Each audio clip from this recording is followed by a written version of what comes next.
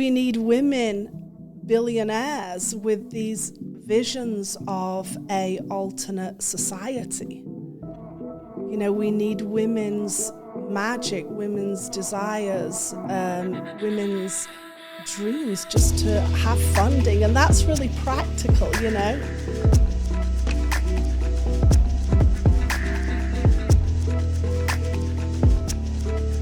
Welcome to the Spiritual Hustler podcast. To say it is an honor to have you today is like a full stop understatement. Thank you for coming to Nashville to spend this time with me. I don't want to fangirl, like I said, over you like downstairs, but you are one of the few people I could point to in my work on my divine feminine path and say, that woman has changed my life. Thank you. I really appreciate that. It's a deep honor. Yeah. I have so many questions for you, but I start with the first question. Every guest gets asked in nature of the show. Okay. What are you spiritually hustling for right now, Seren? What am I spiritually hustling for? Well, in my work, I feel the hustle part of the spiritual journey has been to create the structural magic or structural wealth for the next generations.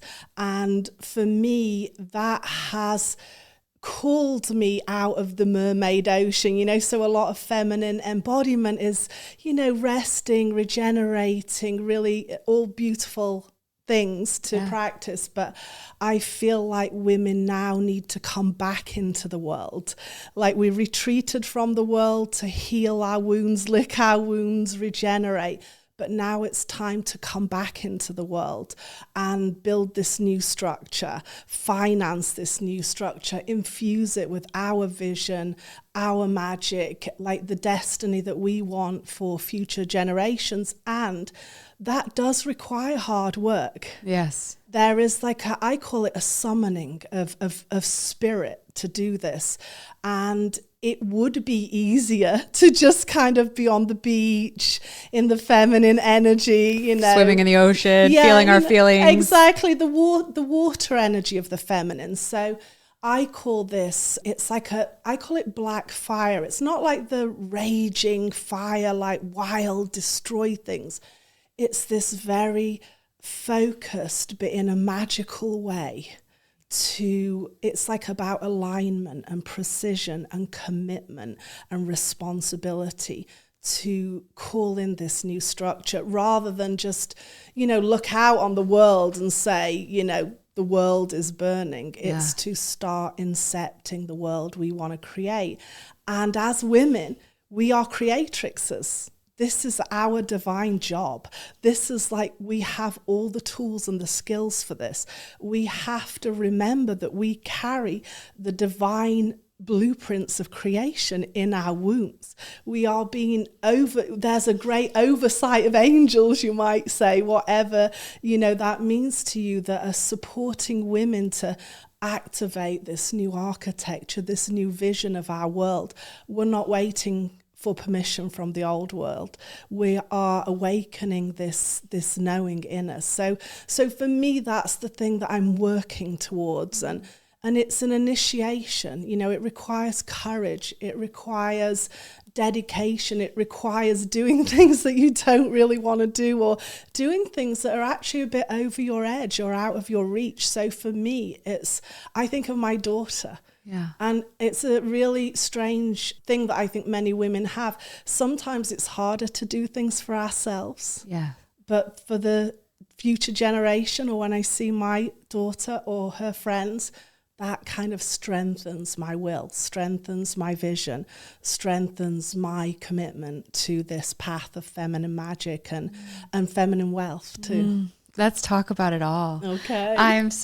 There's so many beautiful aspects of your teaching, and you do talk about the structural feminine in a way that I'd never heard it before. Yes. And so we hear the divine feminine, we hear of feminine flow and all of the different ways that we can lean into those, what you were saying, sort of softer aspects. Yes. Which I think a lot of women in my community have come to me for, because they're burnt out, they're tired, and are looking for a more embodied way to do their work. But can you introduce us to the structural feminine? Yes. So we've come to this idea in the modern world that there is the masculine that can get things done and the feminine who is just being and presence. And this is actually not accurate in the lineages, because when you look back, when women held power, they were economists, they were lawyers, they were priestesses, right? They ran huge temple economies and temple, cities. They were not just ceremonialists, but they orchestrated the ceremonies. So I feel like we've really lost something in translation, because what I've seen and my worry is that we get to a world where women are only allowed to be polarized into this soft presence and being, and then feel like the quality that is, visionary, knowing, gets things done, creates things, architects, is masculine. So women feel like they have to draw on their inner masculine to get things done, and I don't agree with that. I feel that that is their structural feminine. And if you look at the architecture of creation, like even our bodies, we have a skeleton, we have a structure, and then we have fluid. We are both. Women are both. And in my world, it's been very empowering for women to know that they have these two alchemies in their body. And what we need is to reclaim the fluidity of our nervous systems, so that we can be in presence and being, especially with our partners, with our family, with our children, when we need to rest and regenerate and in nature. But we can also switch to our structural nature and create things and build things. And I really learned this when I became a mother. Being a mom is the most structural event. It kind of is presented as like moms floating around in like dresses on farms, and it's so dreamy, and it's so like structural. Moms are spiritual hustling all the time. Yes, they are. And that's not a bad thing. I think that what is difficult is when we are not able to also access the feminine presence, the feminine being, when we're not able to be in balance. So what I'm interested in is women coming into this balance where they can be both. Yes. And then the divine masculine can be his own thing. Yes. Because he's got different qualities that also contribute to the creation and the party. But yeah, so the structural feminine is the part of us that's like a visionary architect. And women, again, all the women I know and have ever known, and where I come from in, the north of England, which was full of matriarchs. So I always say I grew up in a matriarchy. I grew up seeing really powerful, badass women, often quite, very strong with cutting tongues, but very loving as well, running worlds in tandem with the masculine. And so I feel like women now really need to activate this ability to structure their own lives, to not be passive about what's happening in their own lives or what's happening in the world, to know, like, again, the womb is structural. She is the most structural energy in the world. Can we talk about the womb? Yes. Let's talk. I read your book, Womb Awakening. Yes. Yeah. And what an awakening that was. Yes. And we're all walking around with this sacred technology. Yeah. And so how do we activate this? How do we get more in tune with the power of this gift that we have and work with it and use it in our businesses, our wealth creatrix, feminine structure? I think it's almost like, we talk about intuition as women. Yes. And there's something, again, about intuition that's presented maybe as a little dreamy. Yeah. Like, I just kind of had a feeling or an intuition. But this is something deeper and more direct. It's knowing. It's like, for me, and I always say, it's like, in your third eye, there is this kind of vision, you receive things, and then in your heart you feel them, but then in your womb you know them. And when you know, you take action. So that is it for me. It's like when I am confused or I don't know, or even, sometimes you have lots of intuitions, and the heart can also feel things that are not quite precise. Mm-hmm. But inside the womb is this deep knowing. And when you hit that knowing, everything becomes clear. Mm. It's like a container of the truth of your life and the truth of your path. So I always say your womb is your CEO. Yeah. That you have this guiding light inside you. And of course, this is the energy or the intelligence that structures the human body and human consciousness. Right? And when you're looking at like the womb of creation level that created everything, there's like a divine intelligence. It's like you can hit those quantum nodes where you're doing the quantum leaps. It's happening as if by magic. Yes. So you can go from the feeling of I'm struggling and I'm lost and I don't know, maybe I'm getting some intuitive hits, to I know. And I'm in tune with the knowing of the universe. And the actions I'm taking are directly, divinely guided and precise. And then things start to happen as if by magic. And it's quite a fun game to play. It is. And for me, I think that like locating it in the womb, it's like otherwise these concepts of like knowing, intuition, they're kind of floaty. It's like where's it coming from? Or people are looking to the sky or other people. But once it's in this power center, this creative power center, it's like you're always coming back to yourself and to your deepest being. Yes. For your guidance. That's how I felt when I read it. Yeah. It really opened up the floodgates of truth. Yes. I was saying earlier, I was in Egypt and I had bought this book. I had seen a friend read it and I was just like called to it. Yeah. Had the sacred technology, the red on the cover. Yeah. And I was reading it on the Nile while I was getting activated by Sekhmet and Isis and Hathor. And I got so many downloads and codes while I was there directly from them around the matriarchy. Yes. And I love this so much about your work because you've talked about the true impact and trauma of the erasure of the feminine, because it's so deeply entrenched in Gaia. Yeah. And we have been operating in this, I call construct, the patriarchal lie. Yeah. And, many women who listen to my show, they're on this journey back home to truth and to remembering. Yes. And I wanted to start with the structural feminine. I wanted to talk about the womb. I want to talk about you. Okay. Because you haven't always, you are a modern enchantress. Yes. I want to even talk about what that enchantress code means, but you came from the UK, you worked in magazine, you were single for most of your 30s. Yes, I was. Into before you met your amazing husband. Yeah. Can you kind of take us back, Seren, were you always this awake? Were you always this connected? My gosh, no. Okay, can we talk about I think like a lot of women, I was always very psychic and magical. Yeah. But I didn't have a container for it. I grew up in a very... like the north of England is that it's a matriarchy in the sense that women are powerful forces, but the overall structure, of course, is very patriarchal. Like the context, the stories that you're being given, like the biggest stories about who you can be. So I remember growing up, the story was you can be a secretary, a teacher, or work in a factory. It was like these were the three opportunities given to me.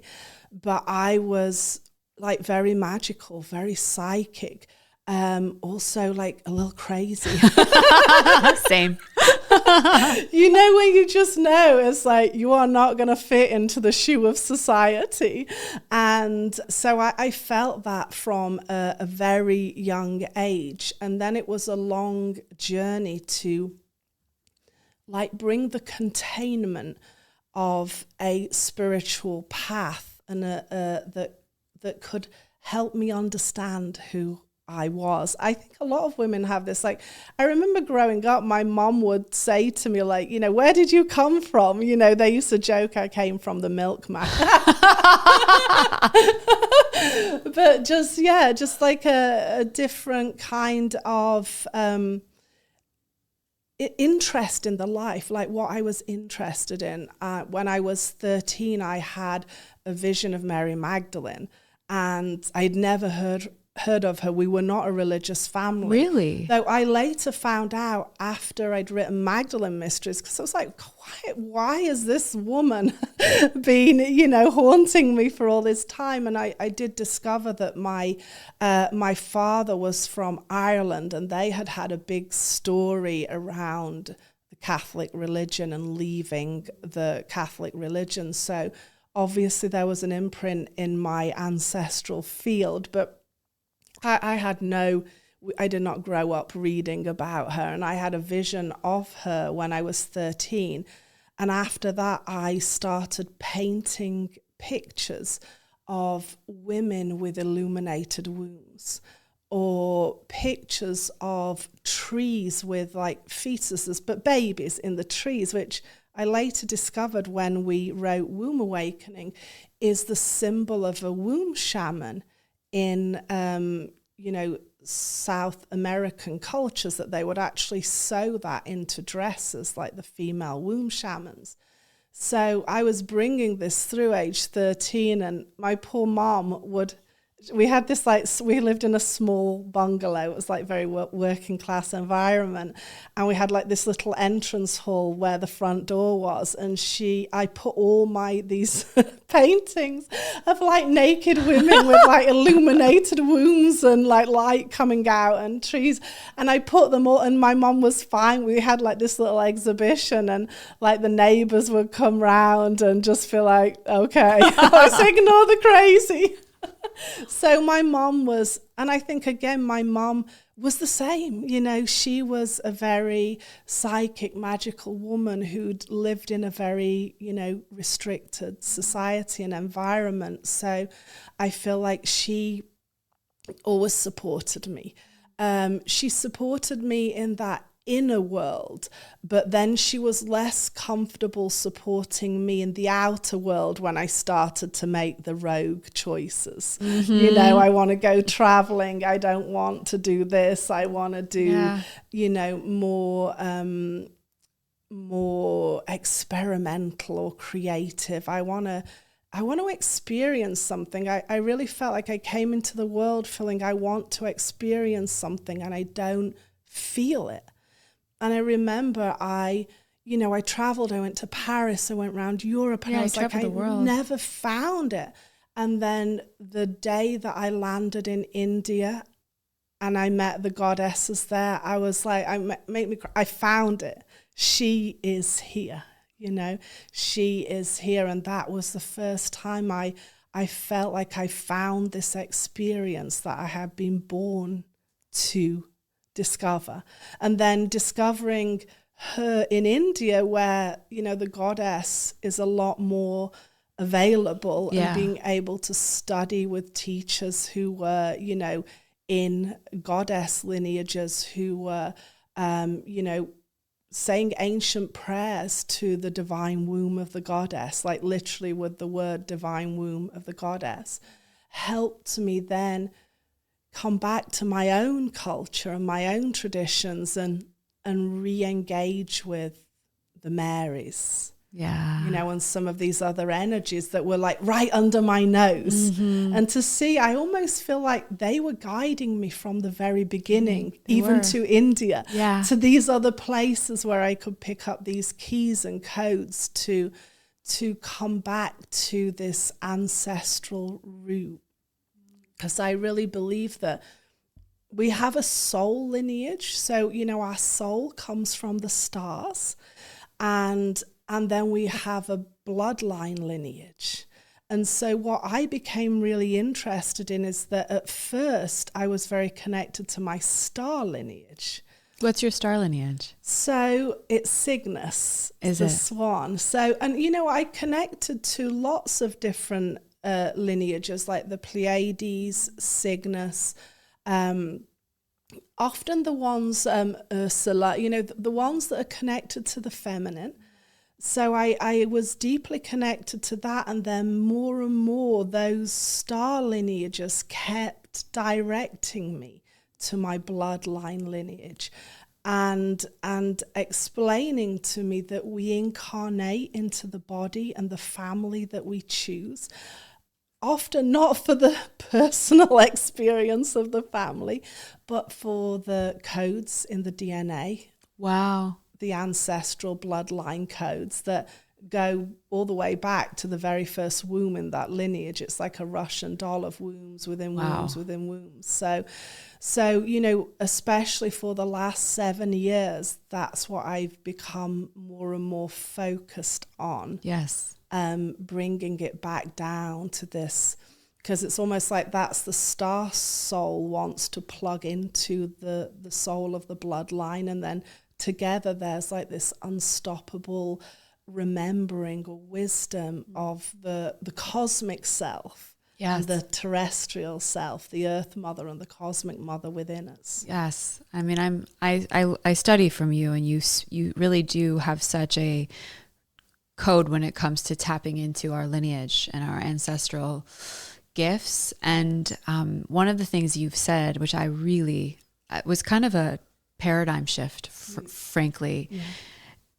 Yeah. I'm in this container with you, and you said, you can take my work here and you could make it your own. Yes. Yeah. And you're not stealing from me. You said you're working for me. Yeah, that's what I always say. People are always emailing me and saying, hey, this person has done this. And I'm always like, no one's stealing from me. They're working for me. And they're working for who I'm working for. Right, exactly. Right? So it's like, I love, because I did work in magazines. So I had this decade in, I guess, office culture. I mean, it's not like normal office culture, like we would have boy bands come in and serenade us in the afternoon, and makeup artists and stylists who come in on Friday afternoon to get us ready. But there's still, I realize there's like a structure to it. So I love the talk of departments and actually teamwork.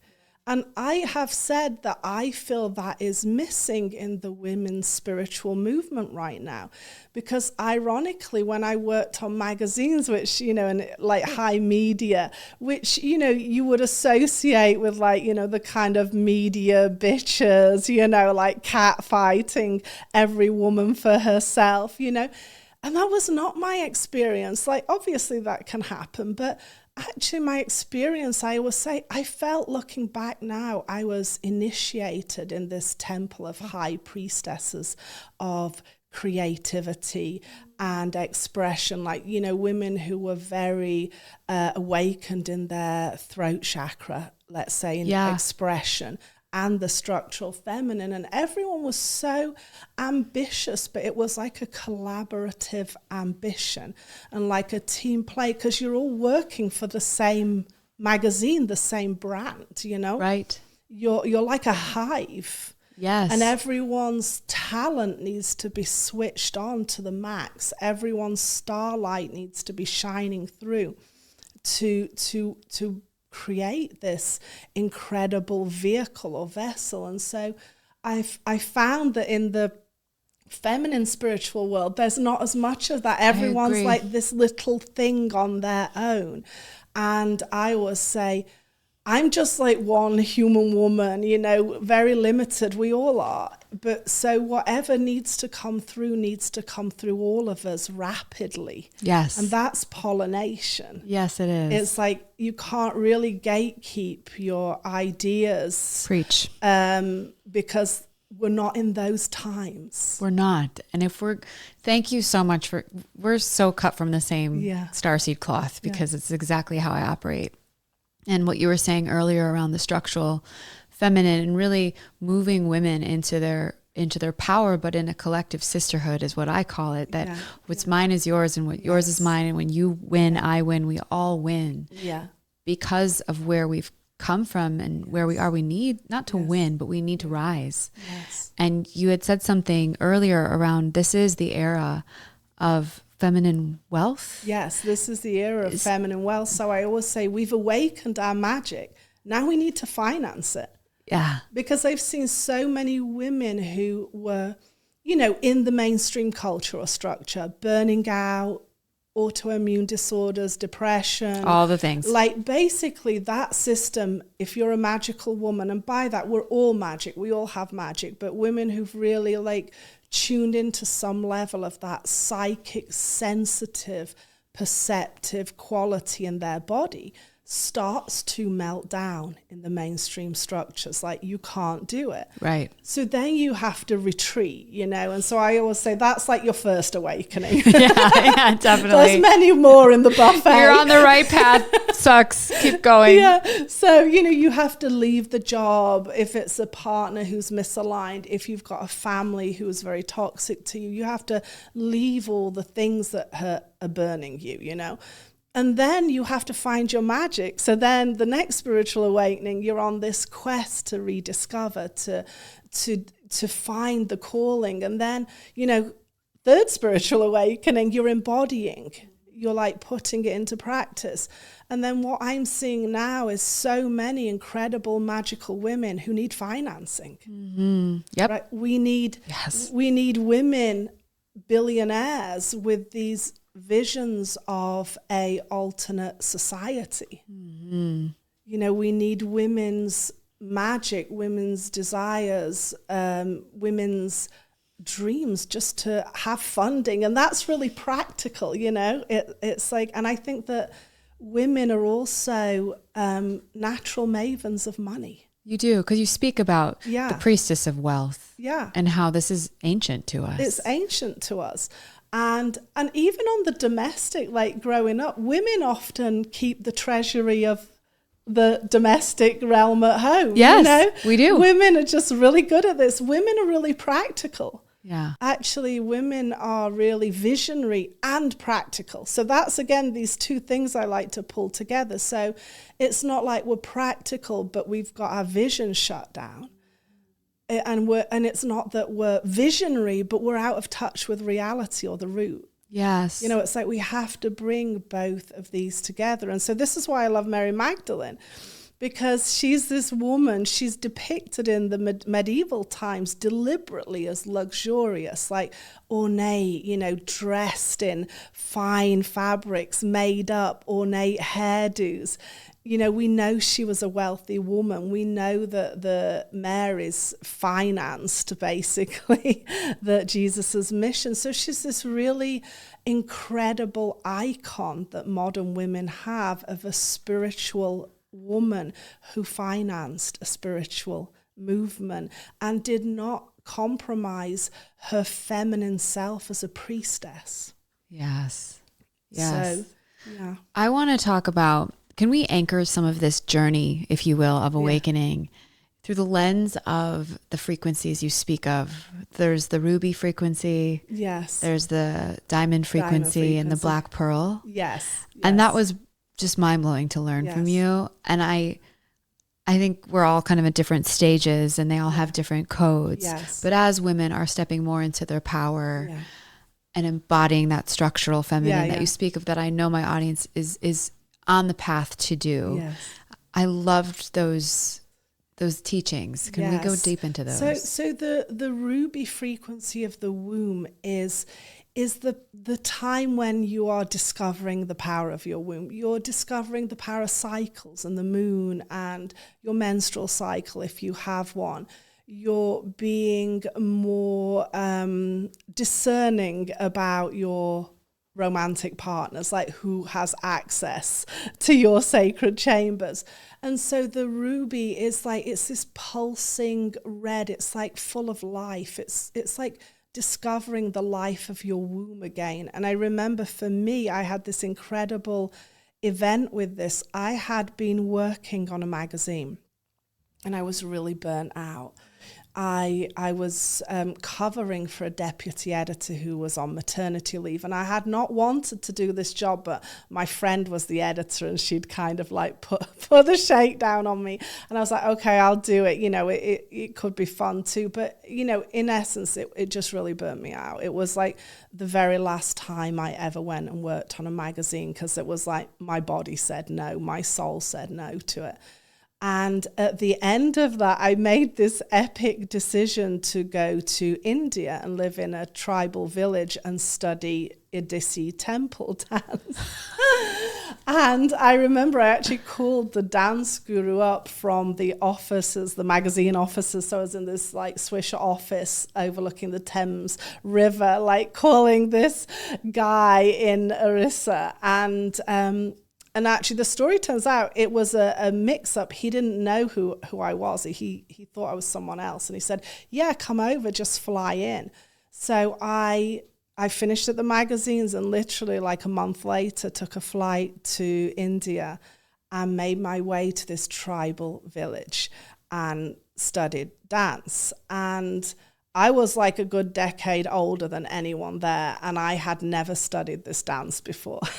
Everyone else was like amazing at it. And I got there and I thought, should I just go home? Was this a terrible mistake? And the dance guru used to say afterwards, she's so brave that she stayed, because we danced like 8 hours a day, 6 days a week. Wow. In a very remote place. Like I had to share my bed with another woman. And I was at an age where I'm like, I don't want to share my bed with another woman that I don't know. I get it. And so I had this like incredible initiation into these like living priestess lineages. We were dancing adorned, putting our makeup on, our dance costumes. And after a few months there, I went to one of the most sacred cities in India that we write about in Magdalene Mysteries, Puri.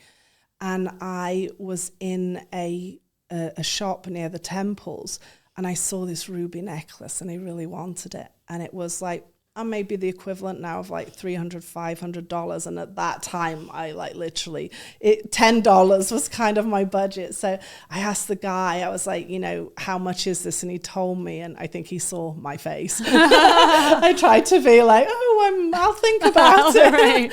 And we went, out to the temples, and he had saved our bags.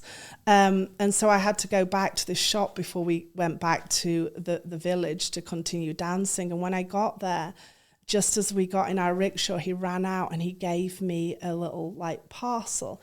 And he said, I don't want you to open it now. I want you to wait till you're at the train station. So the rickshaw drove off, and of course it didn't wait till the train station. All my friends were like, open it now, open it now. And it was the ruby, and Wow. He had put rose petals in the bag, and he had given me this ruby, this beautiful ruby from like this holy city of Puri.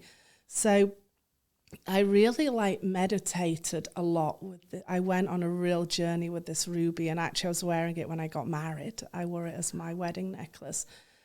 And like ruby for me is that stage of life when you're opening to love. You're calling in new creations. You're falling in love with being a woman. You're falling in love with life again. The light is back on. Yeah. And so I traveled with that for a long time, up until we did a retreat in 2017 in Hawaii. And when we arrived there, I prayed, as we always do the first day, for the ancestors of the land to give us permission, and also to come to us in the dream time and give us a vision. Because I always think if a land has called you, it's for a reason, and the land needs to tell you the reason. Yeah. So I called upon a dream, but in the dream time that night, it was not a Hawaiian ancestor that arrived. It was the dakinis from the Tibetan tradition. And I was at a market stall, and they had all these jewels, and I was reaching for the ruby because I'd been on the path of the ruby. And this woman, this like Tibetan dakini woman who was like in charge of the market stall, said, no, I want you to have this. And she gave me a diamond. And she said, and she was laughing and saying, it's sparkly, it's Tara. And of course, Tara is star. And my name, Seren, means star in Welsh. And so it's like this kind of star diamond energy. So then I was onto the diamond codes. And the diamond codes are wisdom. So I call it now, it's almost like the birth womb and the wisdom womb. You could also call it the death womb. It's the part of us that is beyond this incarnation, the wisdom that is more infinite than our human self. But we have to be located in our humanity first. We have to be located in that red ruby of our humanity, our heart, our suffering, our grief, not in a way that glorifies it or perpetuates it in a negative way, but it's what gives us our texture and our rootedness, and actually often access to our ancestral wisdom. Mm-hmm.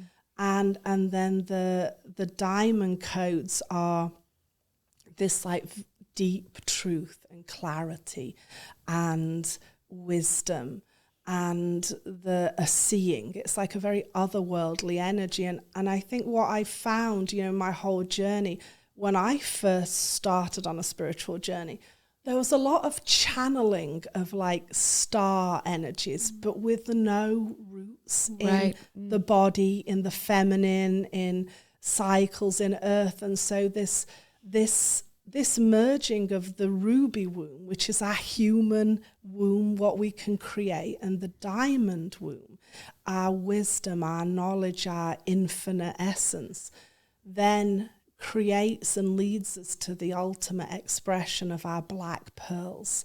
And this is like the deep magic we've made with our life. And I always say I love this, and I always say this is the frequency I am devoted to, because it's full of like majesty and compassion and sorrow and beauty. It's so deeply feminine. And I think for a lot of people, like this quality is found like when you visit a Black Madonna. Mm-hmm. I've visited the Black Madonnas in France, and it's like you're feeling fine, you're walking through the street on France, you're like having the most croissants and coffee. Exactly, you're looking at the patisserie, and then you go in these cathedrals and they're like these huge, vast terrestrial wombs, and then you see the Black Madonna, and it's like her feminine frequency is the black pearls. It's like because to me it's the soul of earth, or Sophia, Gaia. She has been inside every experience. And to me that's the divinity that I am in devotion to, not the divinity that is so pure it wasn't here, not the divinity that is so righteous it's kind of exiled you. I'm here for this deep divinity that was with you in every moment, making it sacred. Yeah. Getting emotional. Yeah. Thank you for sharing that journey with me. Yeah. And as you were talking, I see my own story in it so much. Yeah. As I said, I found your book in Egypt. And I've always been on the spiritual journey. As long as I can remember, I was talking to angels and the goddess when I was 5, journaling about it, dabbled and expanded and found, my relationship to spirit on my terms as I hit my 20s and 30s. I went to Egypt and pretty altered my life in the biggest way. And what you said about your star systems and your star lineage and coming into your terrestrial bloodline, and I was so good, and I still am good at getting the heck out of here. Yes. That coming and being in my body was new to me at 40. Yes. And to be really embodied in the gift it was to be a woman, which is again why your book spoke to me so much.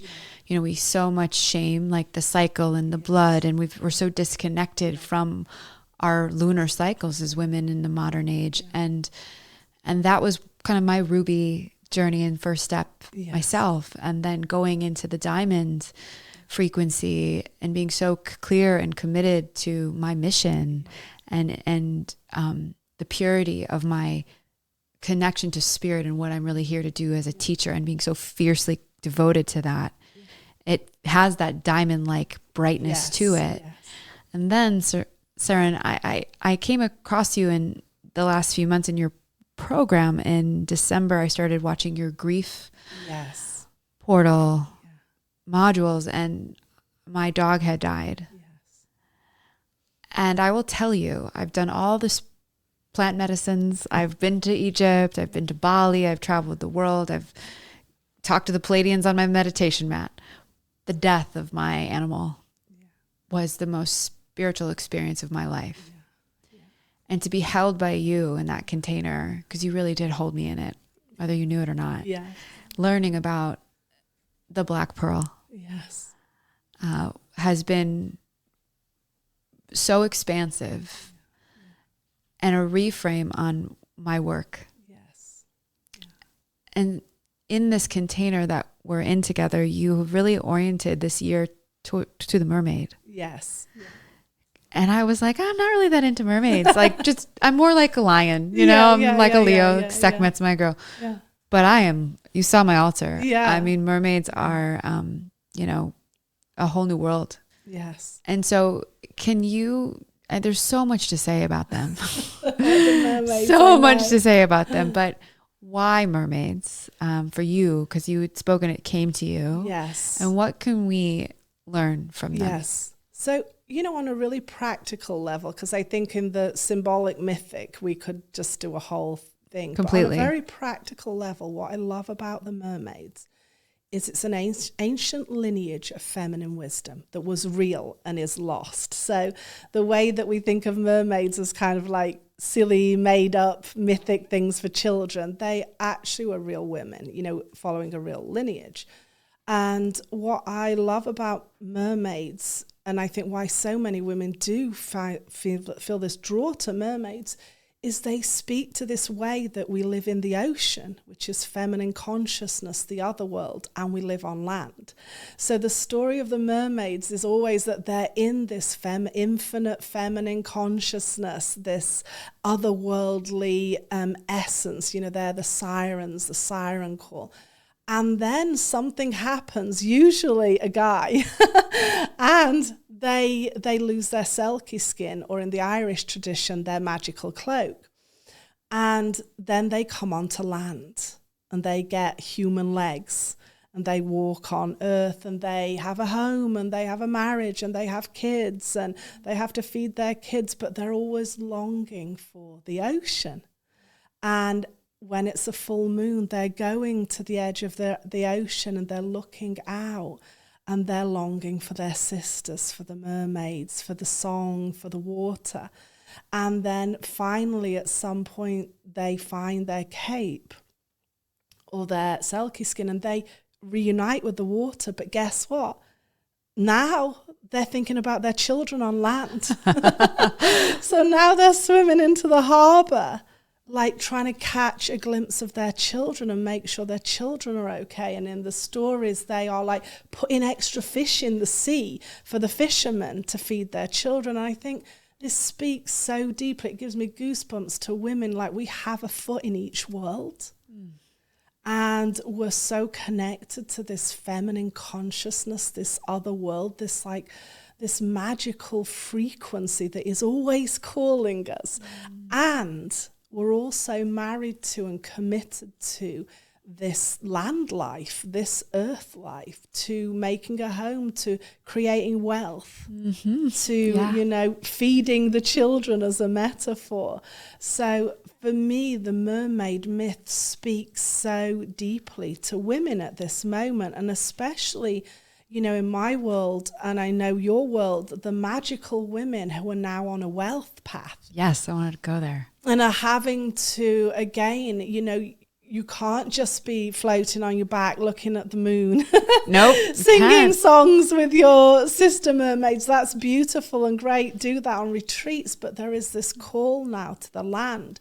And so I say in my teachings of the mermaid, I believe that this is the era where that back and froing of the feminine is about to be alchemized, where the mermaids come back onto land, but with their capes, with their magic, not facing this choice, because I think it's a deep metaphor that actually in order to fit into the world, they had to lose their magic cape. They had to hide it. It's literally in the stories hidden under a bed or in a cupboard somewhere. Right. So that we don't have to have this choice between our magical, otherworldly, visionary self and the part of us that loves a nice home and nice clothes and, loves our children or our pets or our family and is looking at the community and earth. I think it's like, so for me, the mermaids like emerging from the sea back onto land with their magic is like the icon for this era. And the way that these magical ideas and pathways can be applied to the real world.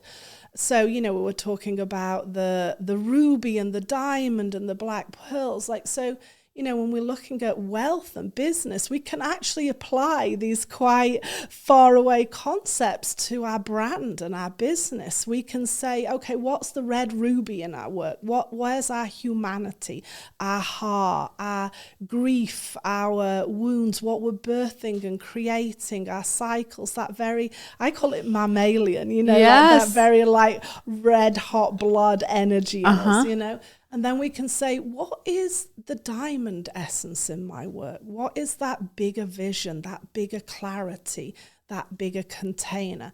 And what is the black pearls? What's our expertise, our wisdom, like that we've come to share with the world? I've had this experience. Yeah, so good. And now I'm here to like share the black pearls of it. And so we can apply this to our business and our brand and our wealth and know when we kind of tick all of these frequencies, that's what makes an incredibly magnetic, radiant brand that's really speaking to women because they have all these aspects. Yes, encoded and encased, if you will, in this structural feminine. Exactly. That you spoke to.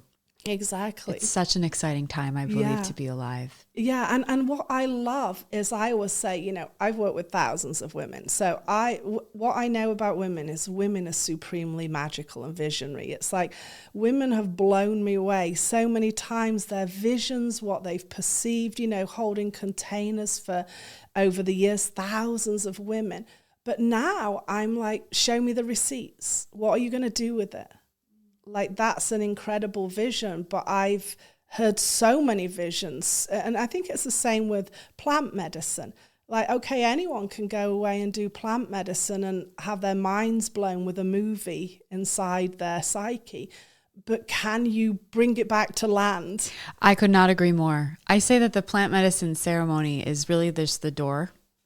Yeah. But the true ceremony is your life. Yes. And how you integrate it. Exactly. And I love that we're speaking to this because there's women on, I think, two sides of the spectrum in my language, in my community that are, I'd say in their masculine, burnt out, tired, but they're getting it done, but they're lacking the embodiment and the peace and the fulfillment and the ease.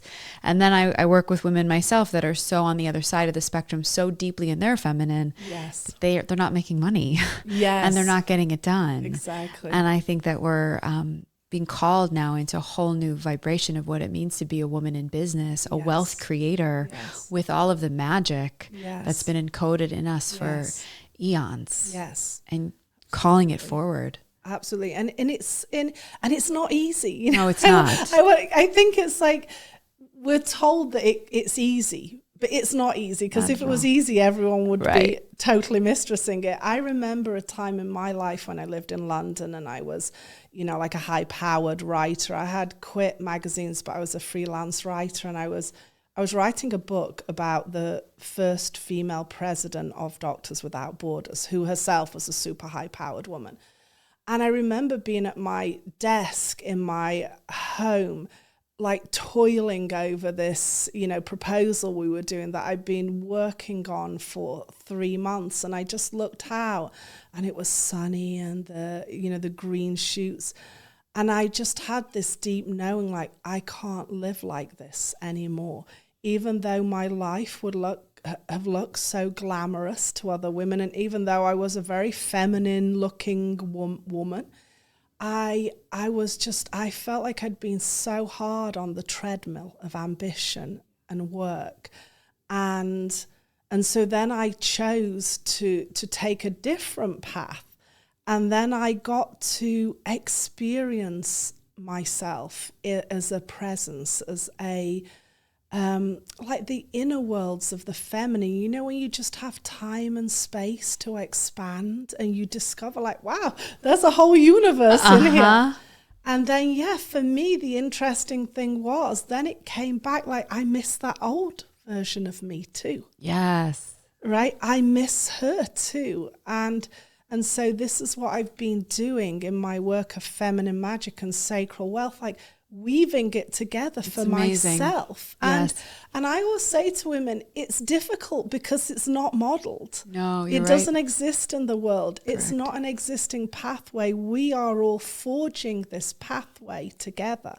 And that's why I say to women, do not be hard on yourself in this journey, because you're pioneering, you're alchemizing, your mistakes are part of what's forging the path. Yes.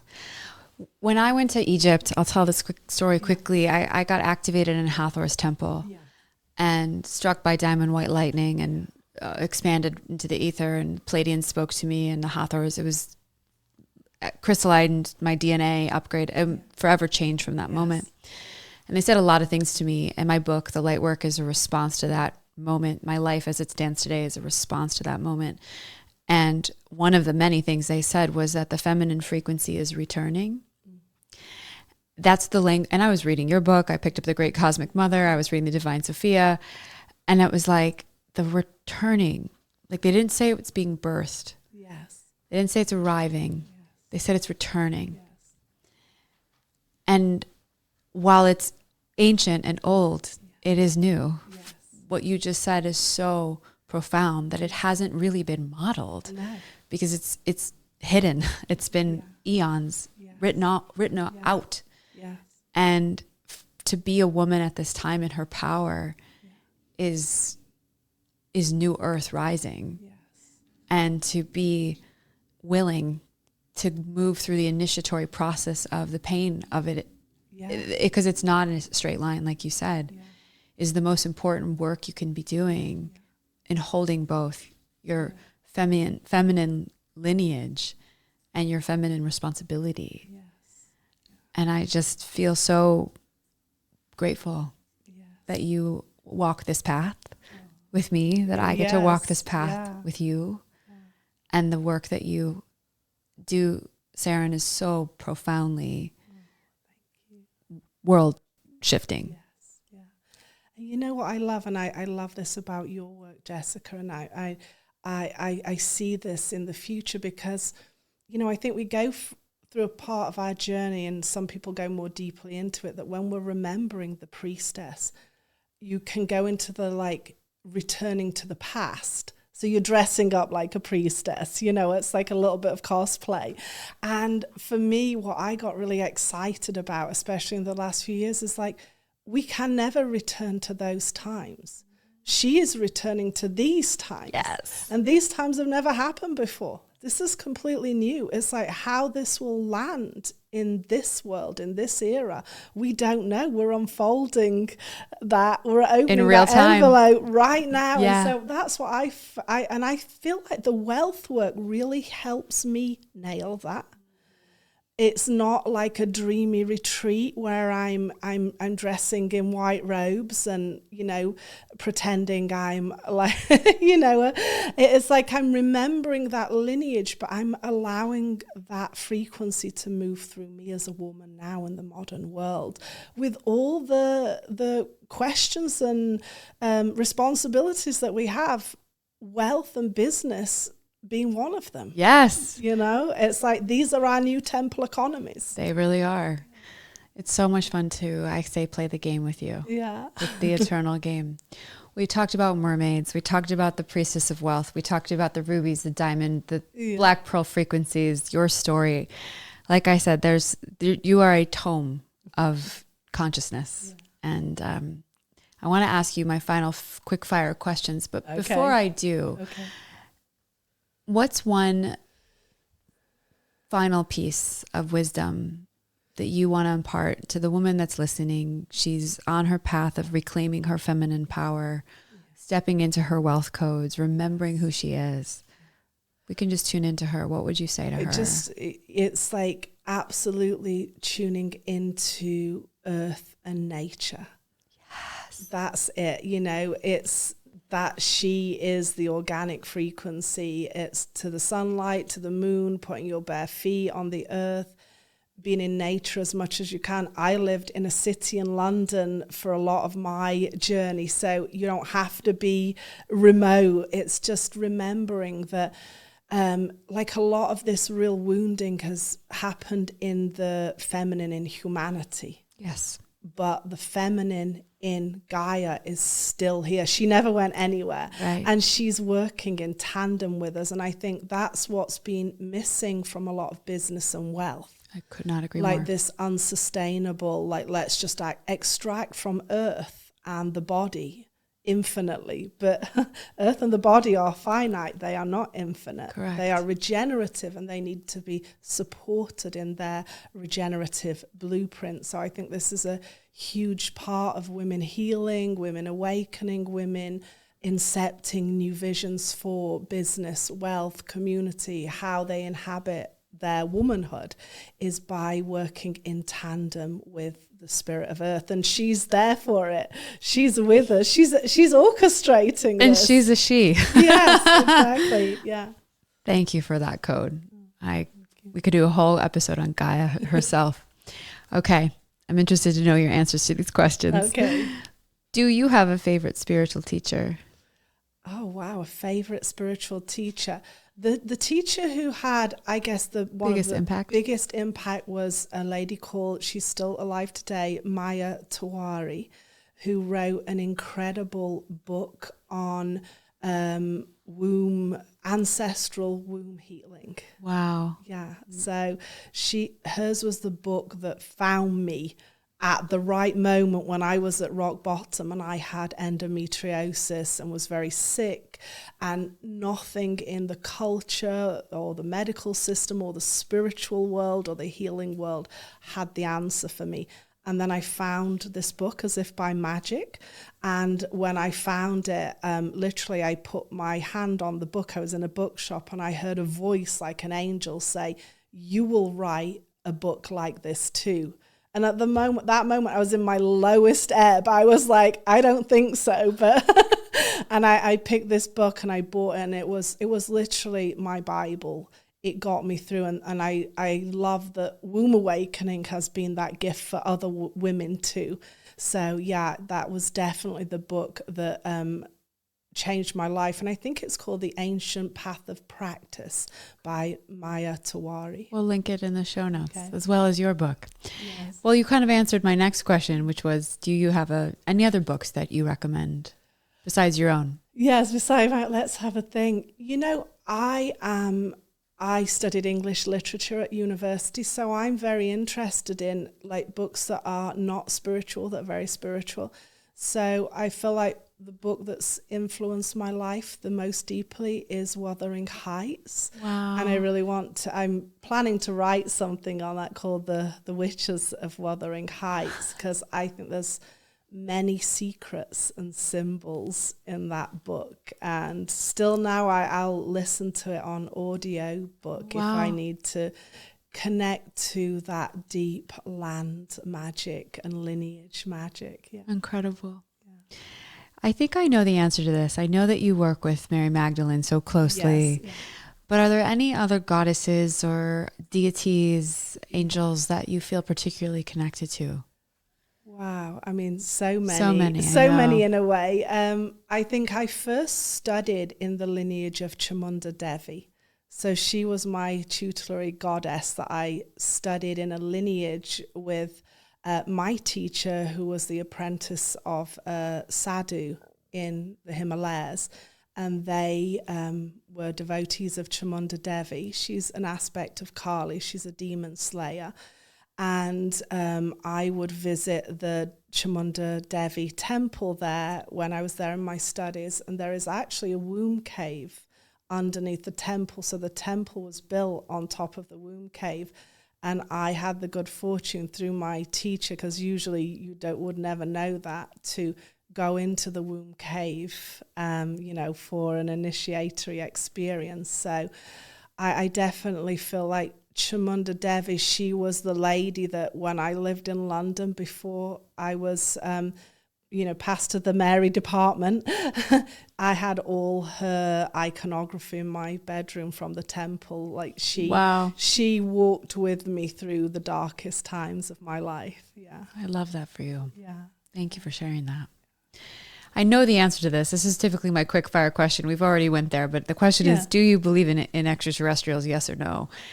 Yes. Yes, and I know that's the answer I've for seen. you. Yeah, you have. I've seen. I don't just know. You've had encounters. Yes, definitely. Yeah. With any specific star family? Oh my gosh, so many of them. Especially it's such a big topic, isn't it? Because a lot of the fairy faith, when you get a visitation even from Our Lady, the Lady in White, it's actually very similar to stories of extraterrestrial contact. So I've definitely had contact with those kinds of like angels and I've seen spacecraft like with my own eyes. So I do believe, and one of the things that a lot of also women I know have experienced, that, and I think this is a whole other domain to be explored, is that the current extraterrestrial conversation or world is very bro heavy and doesn't seem to reflect our experiences of this. And I'm actually working on writing about this because I have had so many deep experiences, and it's taken me a long time to try and find where is the feminine in this. Yes. That's why I love to ask this question. Yeah. It's, and I'm proud, to be honest, to be a woman that's talking about this very prevalently and out loud. I wrote about the Palladians extensively in my new book. I love and that. I, have read all of Barbara Marciniak's books. Yes, I love her, all of them. And the way that they explain Prime Creator is actually, it's a feminine force. Exactly. And to have it sort of translated in the 3D and that sort of bro culture energy is just so missing the plot. Exactly. And actually I had a huge epiphany with this, and it's actually in one of the classes in Feminine Magic School, because I have had a deep connection with the owl. I love the owl. But owls that are not normal owls, like owls, normal owls, but like 6-foot owls. So when you get into 6-foot owls, you get into extraterrestrial territory, let's say. And so I was going deep into this, and there are books on it that a lot of people who have contact see an owl before or meet big owls, it's a whole thing. And of course, the owl is a symbol of Sophia and wisdom. Yes. And I finally found a book and I was reading it again. It's so I don't relate to any of the energies. And then right in the middle of the book, the writer had interviewed a woman, and she was actually someone who endorsed womb awakening. No way. Yeah. Wow. She had written a book on womb traditions in the Mexican lineage. And she shared a story, and I read her story, and it's included in the Feminine Magic School. I was like, there it is. Wow. And it's this idea of this type of frequency, of extraterrestrial frequency, is the diamond frequency that comes to women when you're moving from the maiden to the enchantress, when actually that aspect of yourself that was a maiden is dying. And the woman, the queen, the enchantress is being born. And it's such a huge transformation that there are these guiding energies that have been with us since time immemorial. Yes. Not new. And so I really feel strongly about that as women, we need to reclaim these conversations and do it our way, in our language, in our frequency. Yes, and thank you for having this moment, going there with this same frequency that I'm so committed to. It's beautiful to hear you express that. Thank you. I didn't know that. I'm going to summon an owl in my new land. I'm moving to the woods. I have an intention to see lots of them. Now I'll have a whole new meaning. Final question for you. Yes. What does it mean to you to be a co-creator of the new earth? What does it mean to be? It means, you know what it means? If I listen to my ancestral voice of the matriarchs, it just means I'm doing my job. Yes. Amen. True. You really are. I retweet. You have been such a gift to me. And I am so excited to share you with my community. Thank you. Where can people find you? Tell us about the places we can dip into your books, your work, follow you on social media. Yeah, so I have a website, www.serenbertrand.com. I also have an Instagram under that name. And I have a Substack called so good. Yeah, Enchantress of Elmet.